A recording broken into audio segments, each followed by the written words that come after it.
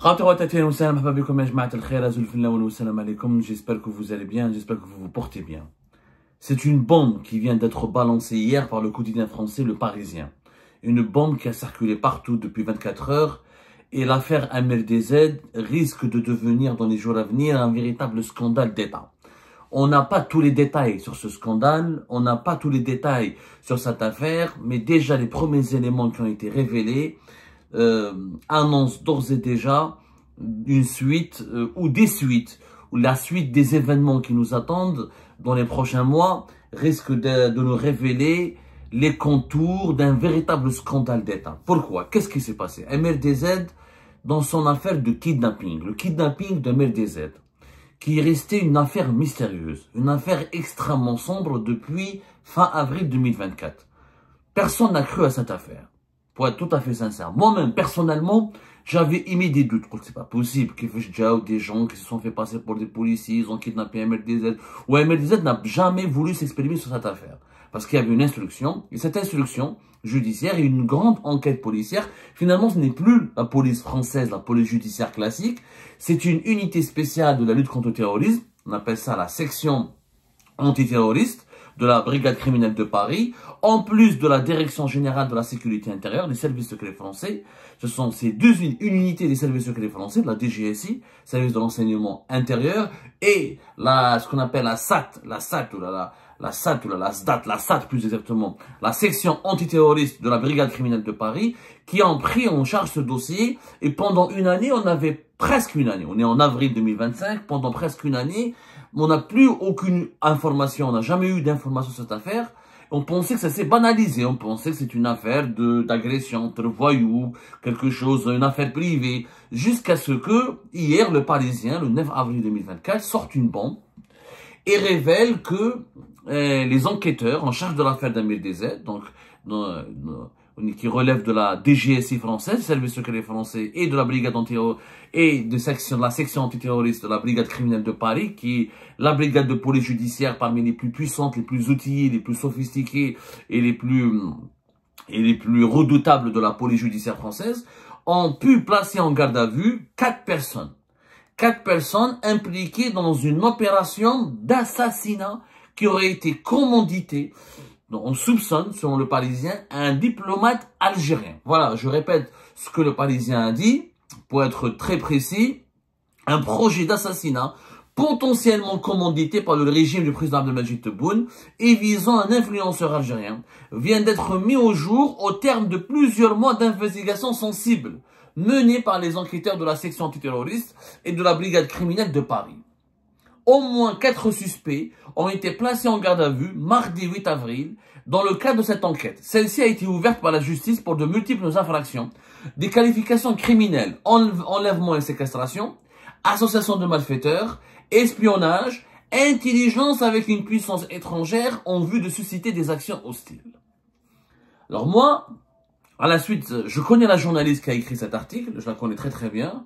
C'est une consoeur, une collègue française, avec laquelle j'ai l'habitude d'échanger sur les sujets de l'Algérie, etc. Je me suis entretenu avec elle hier pour essayer de comprendre les tenants et les aboutissants de son article et pour échanger nos informations. À partir du moment où la justice française a retenu le chef d'inculpation d'intelligence avec une puissance étrangère en vue de susciter des actions hostiles, c'est que les autorités judiciaires françaises et les services de sécurité français ont des éléments extrêmement concrets, extrêmement précis, qui affirment que la bande qui est derrière le kidnapping, la tentative de kidnapping d'MLDZ en avril 2024, a eu des contacts avec une partie du régime algérien.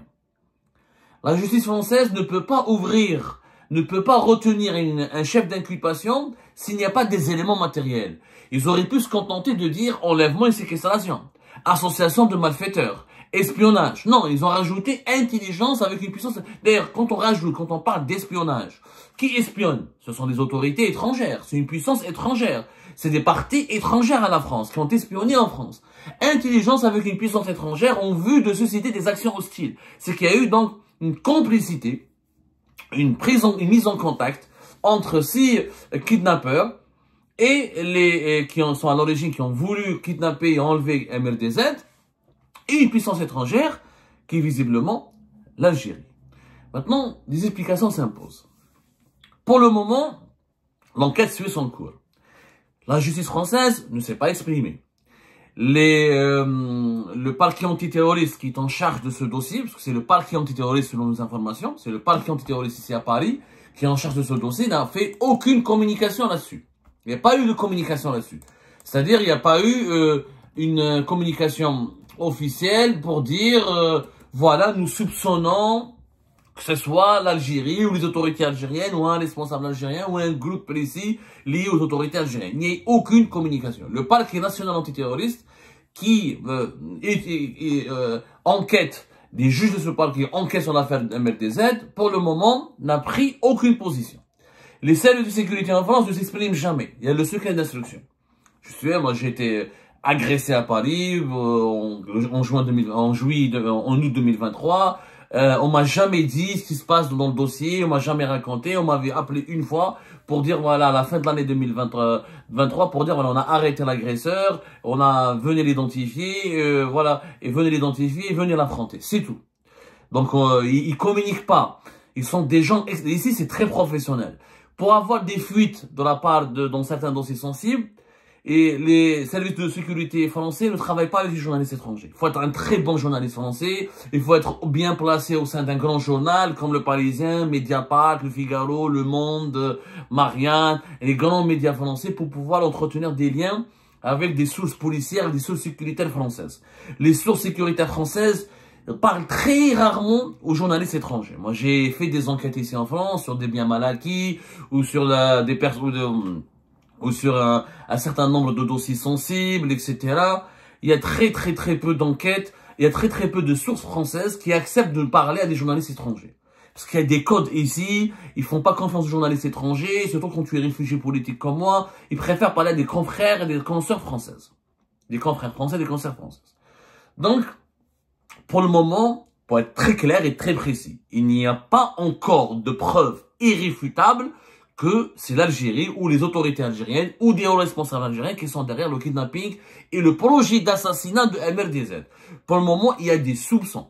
Il y a la garde à vue de ces 4 personnes qui ont été arrêtées. Elle peut durer 3 à 4 jours parce que nous sommes dans un crime, dans des graves qualifications d'espionnage, d'intelligence avec puissance étrangère, etc.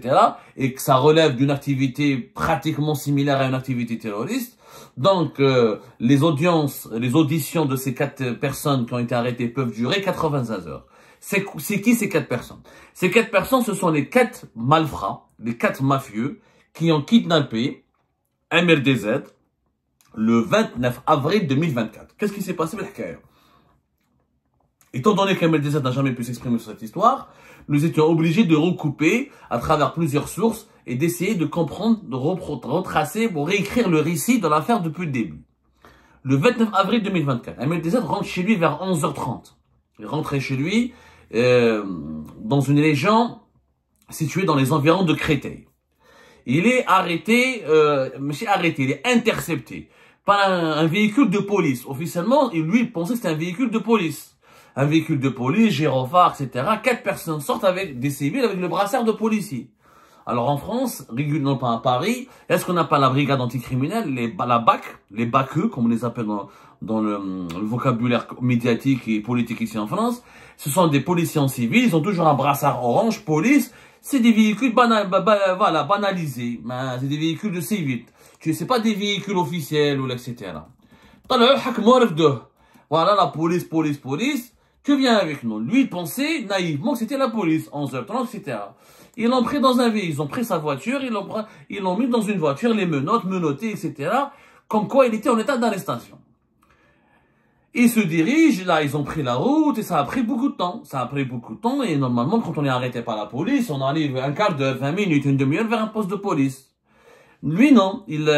Malgré qu'il a été menotté, etc., et malmené, etc., il a vu à MRDZ que il se dirigeait au sein d'une forêt. Il a quitté la région parisienne. Vous savez, ici à Paris, il y a Paris intramuros, ensuite il y a la région Île-de-France. Quand on sort de Paris, il y a beaucoup de forêts, beaucoup d'espaces verts. Les policiers ne sont pas, c'est pas comme les gendarmes, là. Ils peuvent pas, il n'y a pas un commissariat ou un poste de police situé au cœur d'une forêt. MRDZ a compris que c'était pas des policiers. Il a commencé à se débattre. Il leur a dit, vous n'êtes pas des policiers, vous m'avez piégé. Là, ils l'ont malmené encore plus. Ils l'ont emmené vers un endroit apparemment détenu par des personnes qui seraient d'origine de la communauté Tzigane ici en France. On les appelle les Gitans. C'est une communauté, les gens du voyage, tout simplement. C'était un ancien site appartenant à des ferrailleurs, une sorte de fourrière, ou une sorte d'entrepôt, etc. abandonné, dans lequel il y avait des activités de ferrailleurs, ou je sais pas quoi. Il a été gardé là-bas 27 heures. C'est pas chez ça. Pendant ces 27 heures, Ahmed a été drogué. Il a été drogué, il a été intoxiqué, là on lui a fait boire des choses, du coup il était somnolent, il disposait pas de toutes ses capacités mentales. Quand il a commencé à se réveiller au bout de 27 heures, il raconte, Ahmed DZ, il a raconté aux enquêteurs des services de sécurité en France qu'il s'était gardé, qu'il était toujours menotté, il était gardé dans une sorte de conteneur, voilà, comme une maison préfabriquée, et qu'il était surveillé par une femme qui était masquée et voilée, Et cette femme a commencé à lui parler. Et lui, MLDZ commençait à l'interpeller. Qu'est-ce que je fais là? Pourquoi vous m'avez amené ici? Pourquoi vous m'avez kidnappé? Qu'est-ce que je vous ai fait? Est-ce que vous travaillez pour les services algériens? Est-ce que vous travaillez pour l'Algérie? Et la femme était surprise par les questions d'MLDZ. Et la femme lui dit, c'est quoi la relation avec l'Algérie? Elle lui a dit, est-ce que si tu rends la camionnette de drogue, le camion de drogue, si tu rends la camionnette ou le camion de drogue que tu as volé à Amsterdam, on va te libérer, on va te relâcher en toute liberté. Et là, MLDZ était choqué. Il leur a dit, de quel camion de drogue vous me parlez? Elle m'a dit, moi, je n'ai rien à voir avec la drogue. Je n'ai rien à voir, j'ai jamais été à Amsterdam, je connais pas ce camion de drogue, de quelle camionnette de drogue vous parlez? Et la dame qui le surveillait commençait à le bousculer. Arrête de nous mentir, si tu veux t'en sortir vivant, si tu veux avoir la vie sauve, etc., tu dois rendre la quantité de drogue que tu as volée. Et lui, il leur a dit, moi, j'ai rien volé, je ne suis pas dans le trafic de drogue.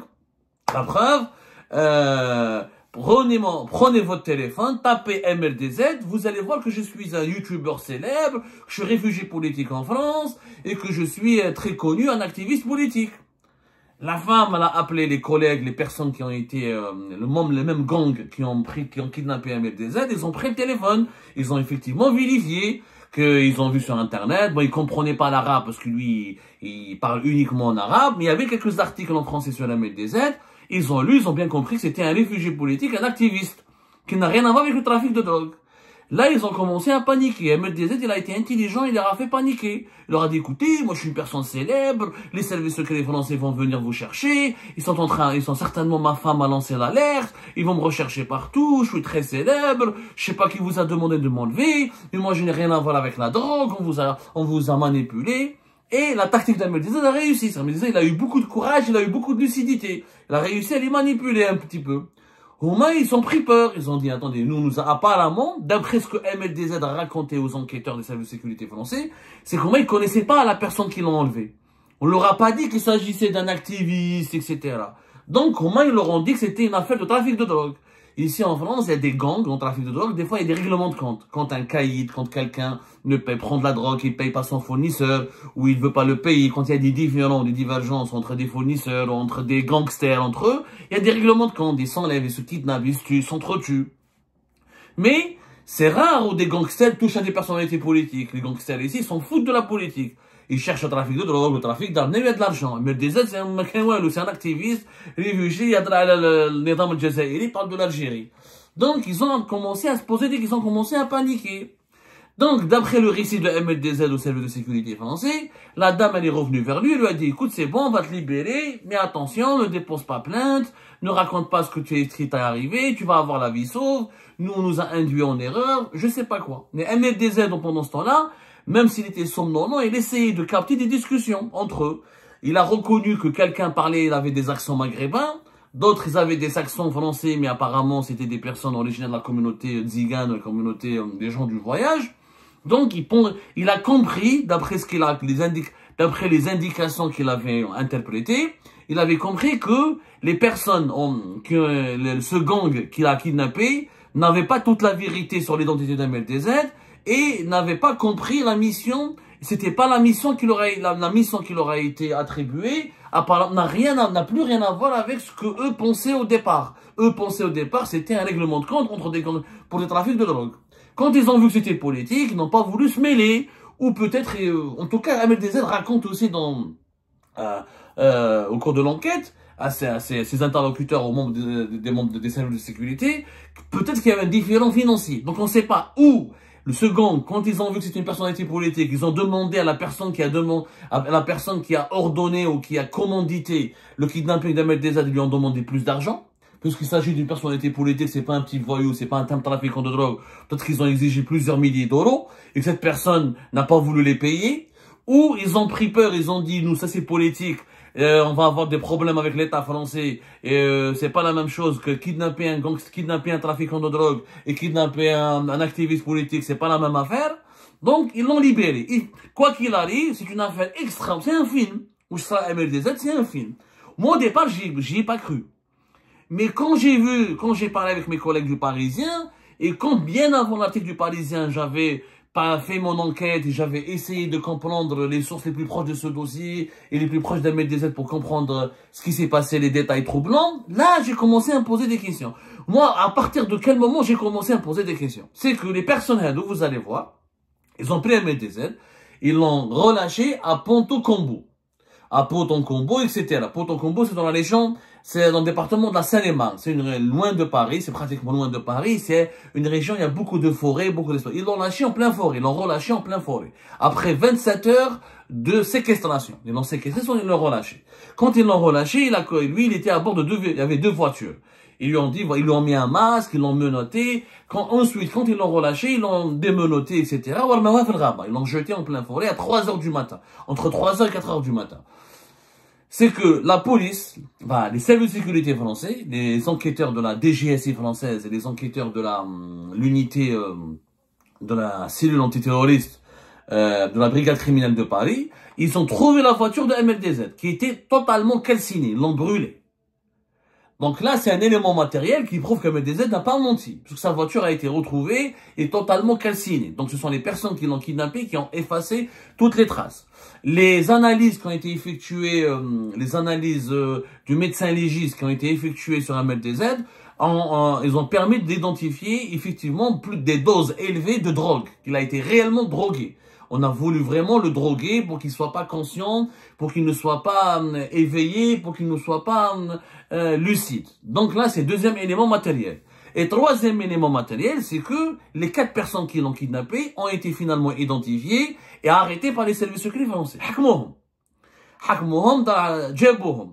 Qui veut hakmouhum? Donc là, je suis pas dans le dossier. Mais en tout cas, eux, ils sont en France. Les services secrets et la police, il y a des services secrets, la DGSI française, elle est extrêmement forte. Ils ont des moyens technologiques extrêmement avancés et le territoire français est plein de caméras, depuis les milieux des mafieux, des trafics, ils sont très connus, tout le monde est fiché. Donc certainement, ils les ont identifiés au bout d'une année, ils ont attendu de recueillir toutes les preuves matérielles possibles et avérées et irréfutables pour procéder à leur arrestation. Et les ont arrêtés. Et les ont placés en garde à vue. Le problème, c'est que le scandale, donc on aurait pu s'arrêter là, on aurait pu dire oui, c'est une affaire de mafia, un privé peut-être a payé pour se venger contre Ahmed Dezed, ou peut-être qu'Ahmed Dezed il a eu un différend, ou un conflit personnel avec un mafieux. Le problème, c'est que ces 4 personnes, les services secrets français auraient, je parle au conditionnel parce que j'ai pas vu les preuves, auraient, sinon la justice française n'aurait pas retenu le chef d'inculpation, encore une fois, d'espionnage et d'intelligence avec une puissance étrangère en vue de susciter des actions hostiles, aurait eu des contacts avec un fonctionnaire du consulat d'Algérie à Créteil.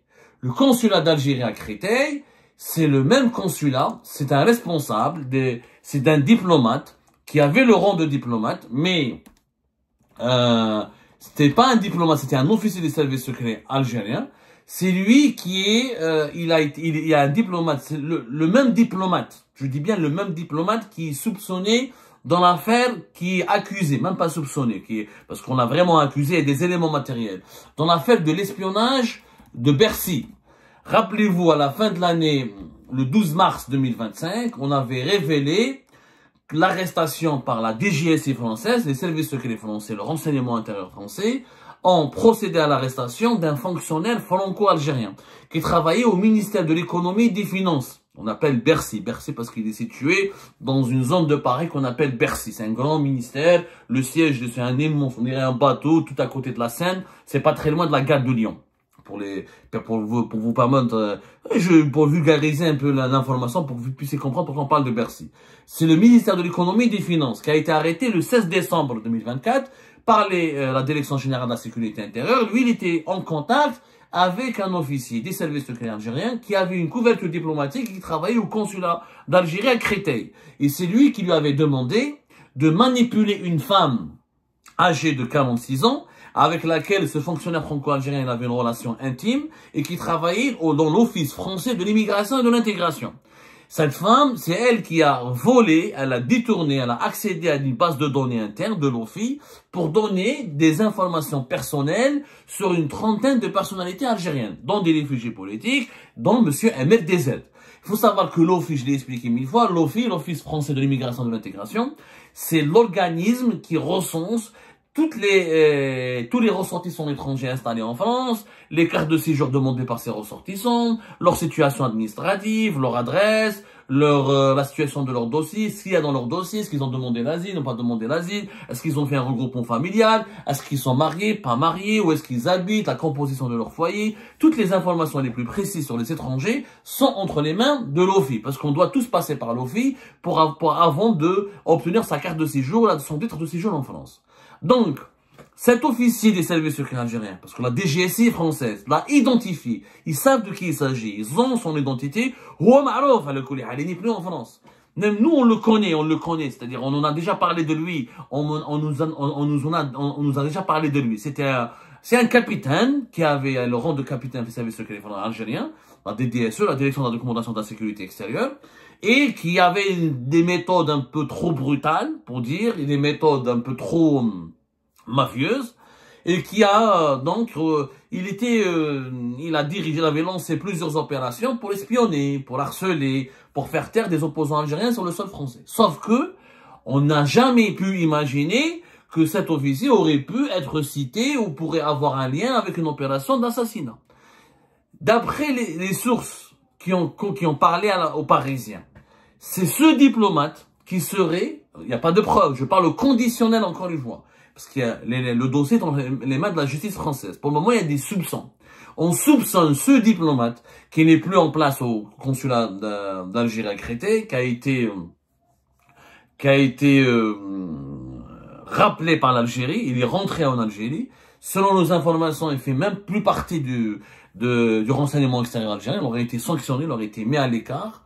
En tout cas, il n'est plus sur le sol français depuis le début de l'année 2025, depuis la fin de l'année 2024, plus exactement, il n'est plus sur le sol français. Et il a utilisé sa couverture diplomatique, donc il avait l'immunité diplomatique, donc il était intouchable par rapport aux autorités françaises. Et il est parti, il a été rapatrié par les autorités algériennes. Lui, il n'est plus en France.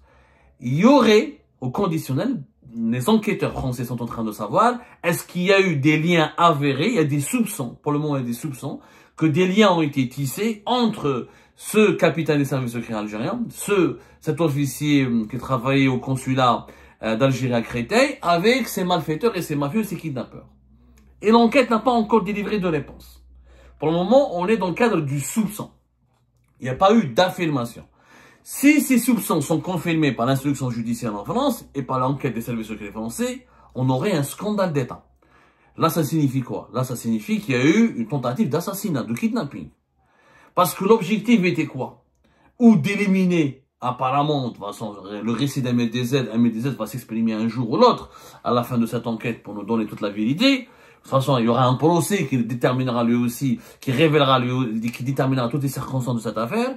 C'est qu'ils n'ont pas kidnappé Ahmed Dezed pour le garder pour ses beaux yeux. Ou c'était pour l'éliminer, ou c'était pour le transférer vers un autre pays pour le faire de lui ou lui faire du mal en tout cas. Mais là, les enquêteurs parlent d'un projet d'assassinat. C'est qu'on a voulu assassiner. C'est les enquêteurs, des sources proches de ce dossier ont révélé aux Parisiens des informations relatives à un projet d'assassinat, c'est que les 4 personnes qui sont en garde à vue ont commencé à parler. Là, on nous a demandé de l'assassiner, mais nous, on l'a pas assassiné. On a compris que c'était un activiste politique. Nous, on se mêle pas de politique. On a levé le frein, on s'est retiré, on l'a relâché. Ces 4 personnes sont toujours en garde à vue. Ils vont parler. Elles vont parler. Si ces 4 personnes nous mènent, c'est leur piste, c'est leur témoignage va mener vers un officiel algérien, ce serait une catastrophe pour l'Algérie. Catastrophe. Parce que là, la justice française pourrait faire un mandat d'arrêt international contre des potentiels officiers algériens ou des responsables algériens. Là, l'État algérien pourrait être gravement discrédité. S'il est mis en cause, ici encore, il n'y a pas d'affirmation pour le moment. On ne peut pas l'affirmer à cœur ouvert. On ne peut pas le dire, oui, c'est officiel, l'Algérie, c'est les autorités algériennes qui ont commandité l'assassinat de MLDZ. Et encore, est-ce que si c'est cet officier du consulat d'Algérie à Créteil, est-ce qu'il a agi seul? Est-ce qu'il a eu la bénédiction de sa hiérarchie? Est-ce que c'est un comportement qu'est-ce qu'il a fait cavalier seul? Est-ce qu'il est réellement impliqué dans cette affaire? Peut-être que c'est pas vrai. On ne sait pas pour le moment. Il y a beaucoup de zones d'ombre dans cette affaire. Il y a beaucoup de zones d'ombre. En tout cas, il y a de sérieux doutes et de sérieux soupçons à l'encontre de cette d'une partie liée au régime algérien. Moi, j'espère que c'est pas vrai. Bien sûr, parce que j'aimerais pas que mon pays se retrouve sali, déshonoré et mis en cause dans une affaire d'assassinat qui aura des conséquences graves. Parce que il y a des mandats d'arrêt internationaux, il y a une justice internationale, il y a le droit international. On n'assassine pas quelqu'un, réfugié politique à l'étranger comme ça, de façon impunie. Donc j'espère que l'État algérien n'y est pour rien. J'espère, je l'espère. Parce que ce serait un scandale d'État inédit. Peut-être, après, on ne sait jamais. Peut-être que c'est un privé. Peut-être que c'est un privé qui a actionné cet officier ou peut-être que le gars du consulat d'Algérie à Créteil était en contact avec un groupe privé. Peut-être que le gars du consulat de Créteil a juste mis en contact ces mafieux avec un privé qui voulait se venger contre un MLDZ. C'est aussi une possibilité. C'est aussi parce qu'il y a en Algérie des lobbies privés qui, pour faire plaisir au régime algérien, qui pour faire les yeux doux au régime algérien, aux responsables du régime algérien, pour obtenir des privilèges et des contreparties, sont prêts à aller exécuter des sales besognes et des activités criminelles contre les personnes qui dérangent le pouvoir algérien à l'étranger. Ça, je le sais. Parce que moi-même, j'ai été menacé par des lobbies privés. Donc, je sais ce que c'est. Mais, une telle opération, des personnes se sont fait passer pour des policiers, des gyrophares, qui enlèvement, séquestration pendant 27 heures. Ensuite, les personnes qui l'ont enlevé ne l'ont pas reconnu. Ils ont vérifié sur YouTube. Après, ils ont compris que c'est de la politique. Ensuite, il y a eu une mésentente entre le commanditaire de l'opération et les personnes qui ont enlevé MLDZ. Il y a quand même des éléments troublants. Si c'était un privé, il aurait peut-être mieux organisé ça. On a l'impression que le commanditaire n'a pas dit toute la vérité à ce gang qui a kidnappé MLDZ. C'est une affaire extrêmement grave. Ça peut aller vers un scandale d'État. Je tiens juste à dire que pour le moment, l'implication du régime algérien, elle est au conditionnel, qu'il n'y a pas de preuves irréfutables pour le moment, qu'il y a uniquement du soupçon, que le diplomate dont on parle, c'est le fameux même diplomate du consulat d'Algérie à Créteil, qui n'est plus en poste. Ce dernier, il est en Algérie. C'est celui qui est impliqué dans l'affaire de l'espionnage, mais orchestré par un fonctionnaire franco-algérien du ministère de l'économie et des finances. Maintenant, il n'y a que des questions. Il n'y a pas encore de réponse définitive. L'instruction judiciaire est en cours. L'enquête est toujours en cours. Et soyez sûrs d'une chose, ici en France, on ne peut pas mettre en cause une quelconque partie s'il n'y a pas un élément matériel qui le prouve. Là, il n'y a pas de justice de téléphone, il n'y a pas de la police de téléphone, il n'y a pas les services secrets du téléphone. Tout est sous enquête, tout est avec des éléments matériels. On espère que l'État algérien ne soit pas mêlé à cette grave affaire, parce que ce serait un cas inédit, et ce sera pas un cas inédit. Il y a eu l'affaire Halim Sili même dans l'histoire. C'est pas la première fois que le régime algérien voudrait tuer un opposant. Mais ça fait très longtemps que le régime algérien n'a pas recouru à de telles pratiques mafieuses et criminelles. On espère que l'État algérien ne sortira pas de cette affaire extrêmement salie. Et on attend la vérité, rien que la vérité. Nous, on n'a pas envie de politiser cette affaire. On ne veut pas la politiser. Heureusement, heureusement que MLDZ n'a pas été touché, que son intégrité physique a été préservée. On lui souhaite que du bien et on lui souhaite une longue vie et j'espère qu'il va se rétablir parce que c'est un traumatisme énorme pour lui. Et là, je comprends pourquoi il ne fait plus de vidéos, qu'il ne peut plus faire de vidéos. Et nous souhaitons bien du courage aux enquêteurs qui sont en charge de cette affaire. Et nous espérons qu'ils vont nous révéler rien que la vérité, afin que ce genre de scénario extrêmement grave et ce genre de crime crapuleux ne puisse plus jamais se reproduire. Parce que quand on est opposant, ou quand on est réfractaire à un régime politique, on ne mérite pas d'être enlevé, d'être séquestré, d'être menacé. Parce qu'on n'a rien fait de mal. On ne défend que des opinions, que des idées, qu'une cause qui est noble.